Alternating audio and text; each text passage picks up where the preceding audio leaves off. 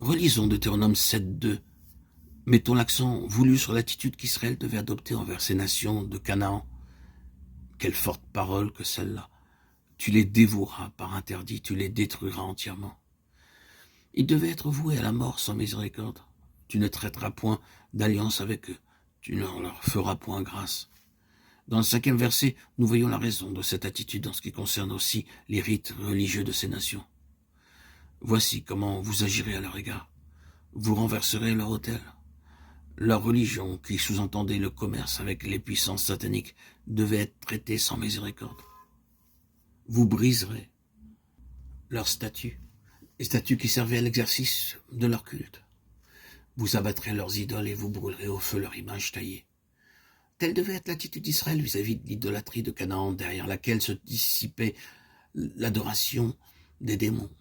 Il ne devait pas y avoir l'ombre d'un compromis, nulle alliance secrète, point de pitié. Les expressions dont Josué fait usage sont si fortes qu'elles paraîtraient exagérées si elles ne concernaient que le côté purement humain des choses. Mais quand on comprend que Dieu avait en vue ce qui se cachait derrière les rites religieux des Cananéens, à savoir les puissances sataniques, on ne peut s'en étonner.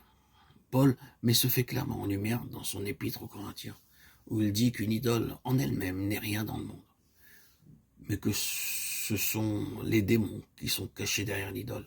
1 Corinthiens 8, 4, 10, 19, 21.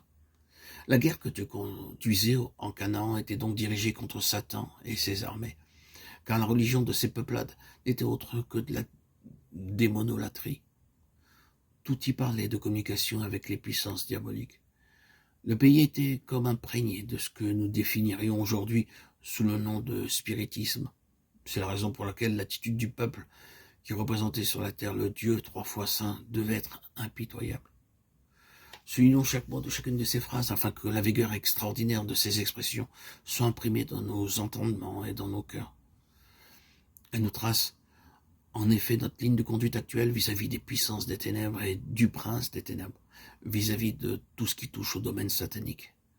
Notre attitude doit être la même que celle de Dieu à l'égard de ces armes infernales qui étaient comme la colonne vertébrale de la méchanceté des peuples de Canaan. La guerre était déclenchée contre les dieux de Canaan. Leur autel devait être démoli, leur statue réduite en miettes. Et selon une expression courante, les Israélites ne devaient pas mettre des gants pour le faire. Cette destruction ne comportait rien de superficiel. Les mots abattre, brûler, démolir, avoir en extrême détestation ou abomination dépeignent une action énergique, des sentiments d'une violence extrême. Examinez ce langage de près et voyez combien il révèle la haine implacable de Dieu contre ces hordes infernales, méchantes, rebelles, qui ont leur démesure dans les lieux célestes, les dominations, les principautés et les puissances de Satan.